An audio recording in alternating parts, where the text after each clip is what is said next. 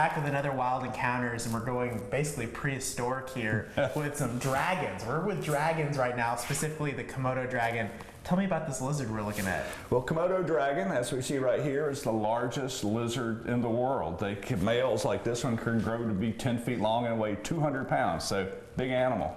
Big animal, and they're called dragons. There's a little fear that may be going with this. Tell maybe how dangerous or not so dangerous that they may be.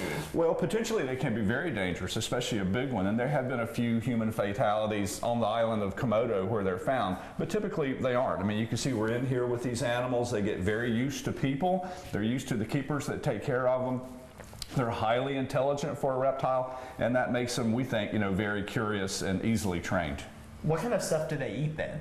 Well, in captivity, we feed them whole animals, whole rats, quail, things like that. In the wild, they eat just about everything. They eat, water buffalo and deer. They eat carrion, dead animals that wash up on the beach. They eat each other. So they basically eat everything. All right, and there's kind of a myth, legend, fact, fiction when it comes to their bite, the toxicity. I've heard things about toxins, bacteria. What exactly goes along with their bite? Well, for many decades, people thought that they might have some sort of bacteria in their mouth that was designed to help subdue prey, but now we know that's not true. They do have a lot of bacteria in their mouth, but they might actually produce a venom which lowers the blood pressure of the animal that they bite and makes them more immobile and easier to take down, so to speak. But we don't think that they have a particular bacteria that is used to acquire food. Now, of course, if you get bitten by a dragon in a tropical country like that and it's hot and it's wet, and then you're going to get some kind of infection, if you're an animal bitten by a dragon. So that's probably, where that idea came from. And you said they're relatively intelligent reptiles. What about them makes you